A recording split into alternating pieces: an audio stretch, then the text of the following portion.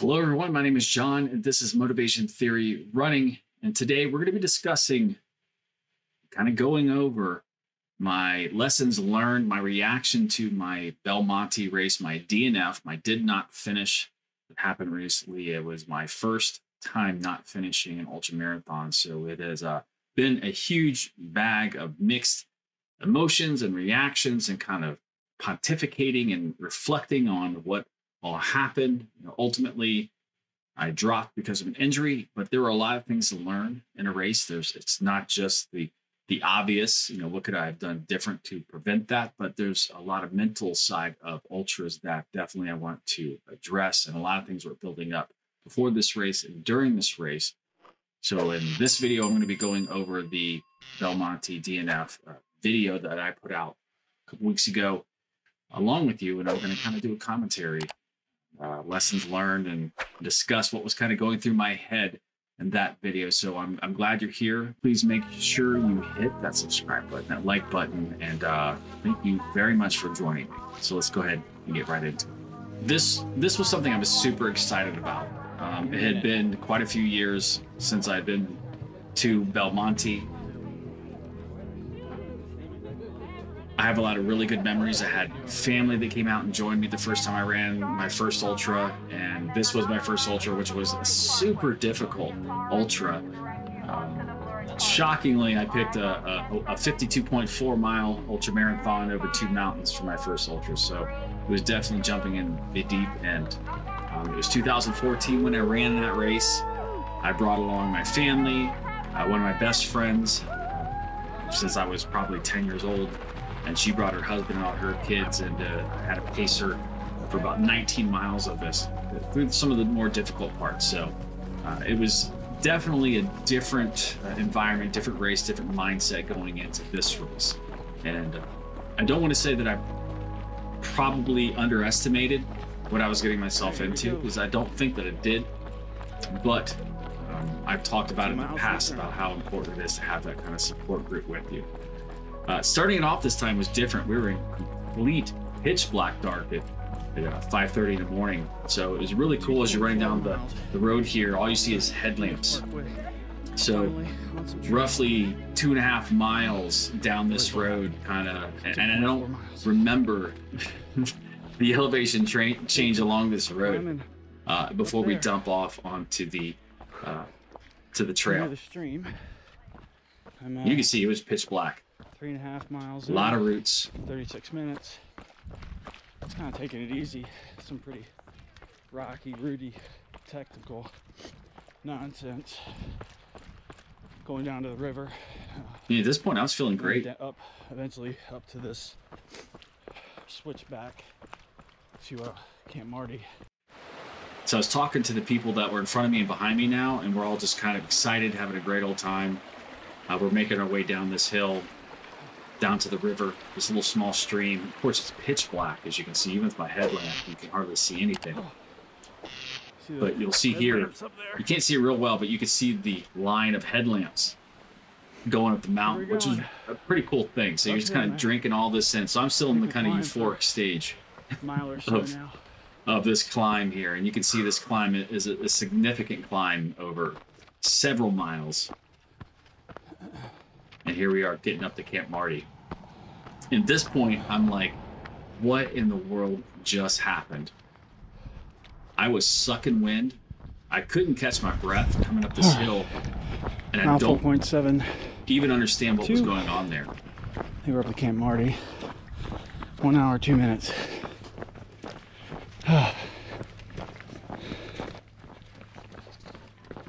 This guy right here that runs the bottom of the screen right there ends up dropping at the same time I did. Yeah, that climb up the switchbacks, that first climb, sucks. There's no sugarcoating that. Tell me how you really feel, John. So this was a beautiful view here at Camp Marty at almost 5 miles. We're almost at 3,000 feet. And up the switchbacks, I was having a really hard time really catching my breath. And that was something that caught me off guard. I didn't feel like I was out of shape, because I came into this in super shape. It's like I just couldn't get enough oxygen, and I'm not sure what is going on. It's not like we're at 8 or 9 or 10,000 feet. Thank you. But I had not been at this elevation All right. at all, Through the aid station. probably in years before this race. That was rough. I definitely hit. Before the first time I ran it, I actually went to search and rescue training and got certified and was up in the mountains It's crazy. for a couple weekends before the first time I ran this race. And I don't know if that had anything to do with how I did the first time, but Gonna recover. not sure. Move on with the day. We'll see in the future because I'm definitely going back. It's beautiful. I gotta pay attention. So here I am. I get to the aid station. I'm getting ready to run this beautiful ridge line, kind of working my way back up to the peak of this mountain here.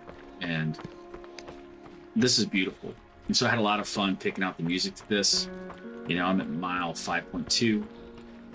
Look at the sunrise over top of the mountains. And at this point, I'm still feeling pretty good. I'm a little shaken. I'm making good time. I'm a little kind of concerned with how much I suffered up that first climb just with breathing. But at this point, I'm feeling good. But I have no one around me. And that's strange because the first time I ran this, I had a line of people in front and behind me. And I'm not sure Beautiful sunrise over the mountain. what was going on.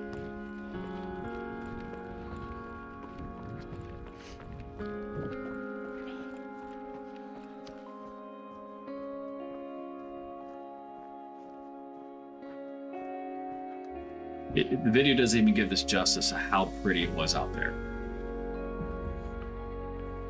And this is pretty much what you're dealing with most of the day.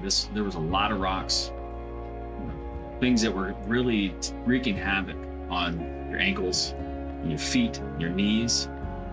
But at this point, I'm still feeling good. I'm kind of used to this in some areas in Virginia. This is a lot what it looks like. So at this point, there's no red flags going up. I'm having a good time. Still concerned that there's nobody with me because, you know, again, the first time I ran this, I had people to talk to, and it kind of burns time, and you don't really think about anything. So what starts creeping in my mind here is, you know, when I get to mile 13, 14, and you know my family's not there.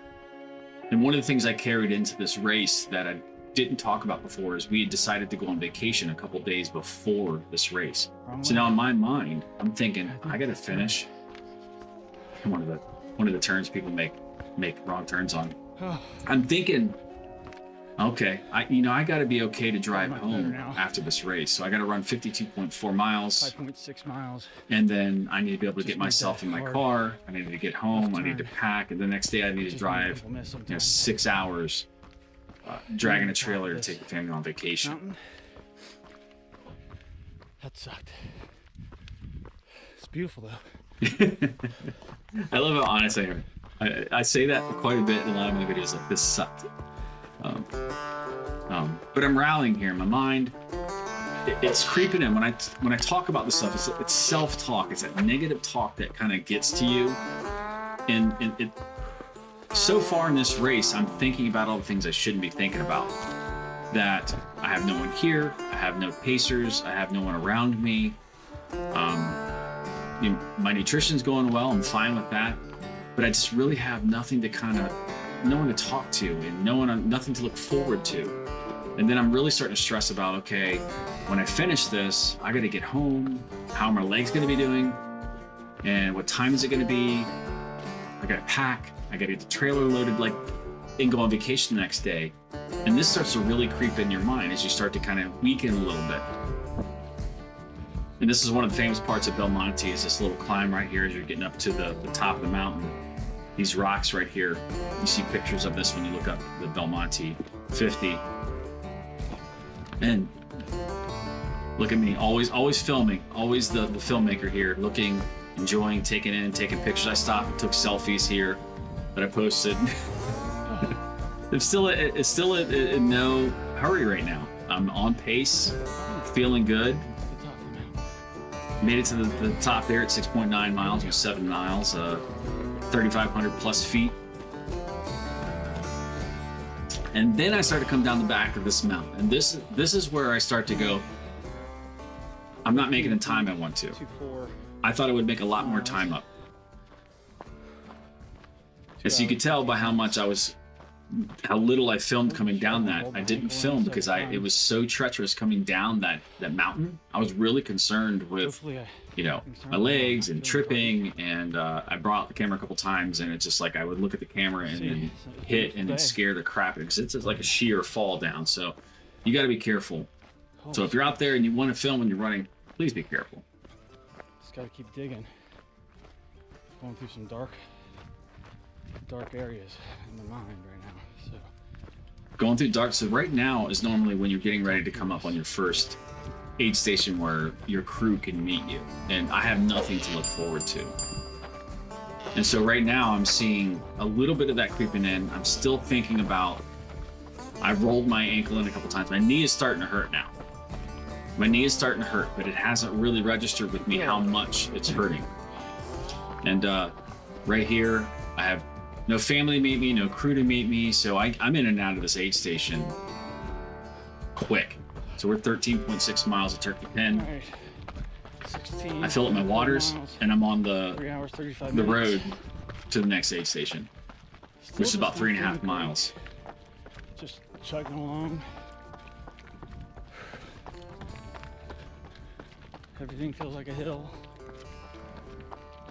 I'm on the kind of fire road that connects all of the outlets. I'm getting a little bit of poopy pants right here, as Goggins would say. Come up on the next trailhead, and into a big climb over the mountain to the turnaround. See, I'm not feeling bad. 17.2. I just have nothing to look forward to. I'm almost getting bored at this I'm point, averaging just over 13. and I'm stressed. And it's crazy. I haven't talked about this too much before this. I don't think I have. I was really stressed about, you know how if you run an ultra, you start to realize how much your mind will start wrapping around certain things. And I was really starting to stress about having to drive this long drive the next day and drive home the night, I mean, literally after the race, I was gonna have to drive home. So at this point, I'm looking at, this is the 50K turnaround. So right now I could turn around and finish. I could get a medal, no harm, no foul. I could run a 50K, come home and say I ran the, you know, Belmonte 50K and been fine. But I said, no, that's not what I signed up for. So I knew climbing this mountain that I was hurting. My knee is starting to hurt. Down the undulating hills, down that road, I started realizing that my left knee on the outside of my, the lateral side of my knee was really hurting. These puddles, I don't know how many there were, maybe 15 of these puddles where you had to kind of skirt around through the woods, were super just annoying. It was slowing me down, and I was starting to kind of get that down feeling like, you know, I can't even make up on flat ground. So going uphill and going on flat ground, my knee didn't bother me. So I'm power hiking these. I'm still doing well with time. I'm not doing badly here. But the terrain was tearing me up, and that's what tore me up on the first mountain. I kept rolling my ankle, and it was like I just couldn't. Here I am at mile 22, 3,200 feet again. I really couldn't find good foot placement, and it sounds like I'm whining here, but it's weird. Like I ran some trails this past weekend, my feet were hitting perfectly. I had no problem, but I just really could not get in the groove here. It's like that proprioception, the connection from your brain to your foot just wasn't working, and every time I rolled my ankle, it was like it would be painful, and then I'd start to feel that IT band tighten up. And at this point in my mind, I'm doing the math. I'm like, okay, I'm hurting badly going down the backside of this mountain. I'm going to get to the 26 point whatever mile, the turnaround point, but I couldn't make up time. I mean, this is a runnable hill. I mean, it's a long, many miles, but you could run it. If your legs are feeling good, you can run down this. You're going to get fried, but I couldn't make up time. And so,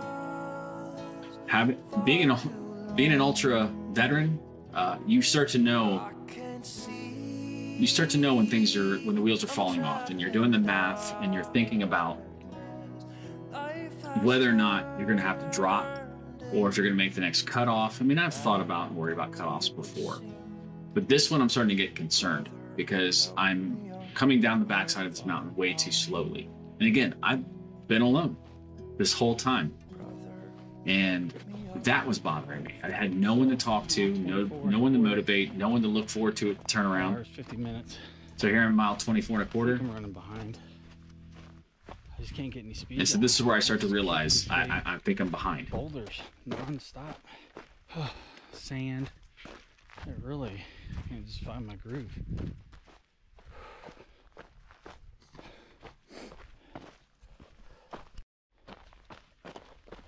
I was hurting here because I wanted to run, and I just couldn't. I could not stabilize my left leg to really make up ground. Boulders, anchor rollers. The insides and outsides of my knees are. I left this in to kind of give you my mind state. It's starting to hurt now because of it. I was definitely a poor me. Definitely a poor me stage here. I come down to the turnaround, mile 26.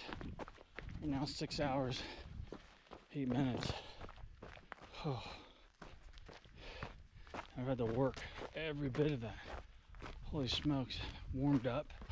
This comes to another point. The first time I ran this race, I did a video after. It's one of the first videos I put on this channel like 6 years ago. One of the things I said is how important it was to have crew and a pacer and that support there, and climbing. I said I should have been on a Stairmaster training for this race the first time. But that being said, I was not running trails a lot before this race at all. 740. But I had no pacer coming. I'm hurting right now, my knee. I hit the turnaround. I thought I filmed the turnaround, but I couldn't find the footage. I don't know what happened. So now I'm back at mile 31. The best I can right now. I'm moving pretty good right now. Doing well. Because I'm on flat ground. That's not helping. Or running uphill. One of the two. The legs just don't have it. I'm not tired. I really could have used a pacer at this point. My legs are just And dead. the first time I ran it, I had a pacer. No idea what's going on. My energy was good. That was the shocking part. My energy was good. But it was this kind of overall glum, bored feeling. And again, I'm still alone. It's becoming a lot. You've seen this whole time. I have no one around me this entire time. And I train by myself. I've run multiple 50Ks by myself. And this is bothering me for some reason. I'm just tired of being alone. I let my mind get vulnerable. Is going to be that final climb up that final mountain. So I'm going to have to make an executive call. Risk doing the math. Severe injury by falling, and it happens, or continue to push and only maybe just hurt my leg. And the funny thing is, the first time I ran this race, I've been alone for hours.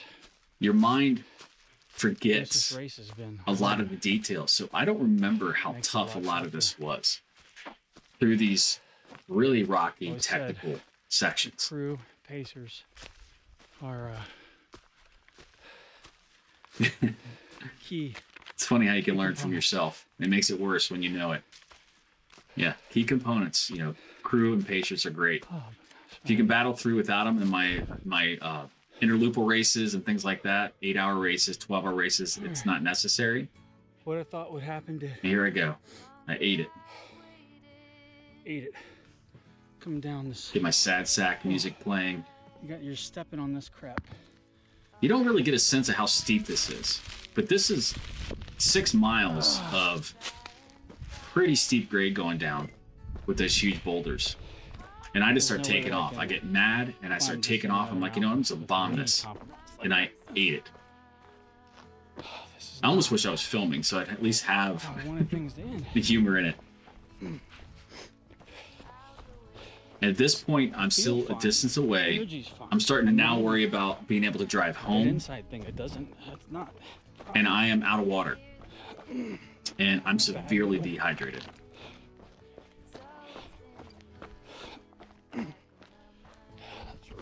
And one of the things that's not shown in this video is I start getting down, showing you where it hurts, where my boo-boo is. But I start yelling down to the aid station that I'm coming because I'm so severely dehydrated. I'm actually getting worried. I'm getting tingly from the shoulder down.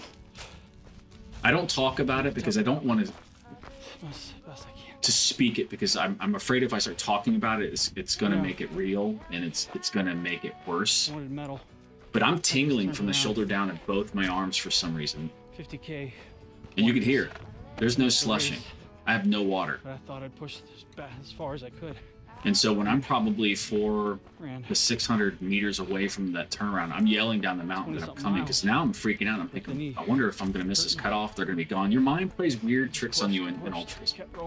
I'm thinking they're going to leave me. They're not going to give me a ride, because I don't think I can get the extra 3.5 miles beyond that aid station to where they told you that they were going to give you a ride, because they're telling you right now, if you drop at this next aid station, they're not giving you a ride back. It's pretty view though. So I'm carrying the stress of vacation and having to drive home, and now am I going to DNF? Like, my mind is just absolutely racing right now. You know, I have to fail in front of an audience. I have to fail in front of my family. Like, this is the first time that I've legit failed in something in a long time of significance, which I don't even know if there is anything of significance that I've failed in. And that sounds weird to say, but this is one of the things. I'm coming down the backside of here, and my mind's spinning. It's absolutely spinning. And pretty much after here, I'm figured out the math that, okay, I just need to get down to this aid station, but I'm out of water. Even though they said they wouldn't, they weren't going to force us to do another 5K. And this guy right here in the red shirt had called down. He had gotten down just before I did. He'd actually called the race director and kind of spoke with him. And this young lady that's driving was super sweet. Well, at least we're with a veteran, right? He DNF'd before. Good, but you know what? This guy in the red shirt actually drove through the night. I think he said like 8 or 12 hours or something from New York. He works in the medical field. Didn't sleep, literally showed up at the race that morning, drove through the night, showed up the race that morning, ran the race, ended up dropping, and then had to drive back home to go to work. You know, that made me feel a lot worse about the situation that I was in, that I was whining about that. So the sweet young lady that drove us back did that out of the goodness of her heart, instead of making us go another 3.5 miles down the road to where they were going to drive us back. I get back, I start cheering some of the people on that were finishing from some of the other races. There was a 25K and a 50K, and I was just, you know what? Everyone's out there struggling, so I wanted to go cheer some of them on. And I'm back at the car, kind of taking stock of what happened. And yeah, it's hard to explain the feeling here, because this is not something I've gone through. And I said, you know, this quote here, "Don't fear failure." Because you can learn so much from failure. You can definitely learn a lot from failure. And it took me over the last couple of weeks to really think a lot about what did this race mean? Ultimately, what it means. What does it mean? I have a YouTube channel, and I put a lot of stress on myself. You know, I'm not an elite runner. I give advice. I make videos that help motivate people to get into ultra running, and failing at this really made me question a lot of things. Yeah, should I be out here even talking about it? But ultimately, you know, things happen. The best of the best, the elites are out there DNFing. I pushed hard. I was making good time for a long time, and I couldn't avoid getting hurt.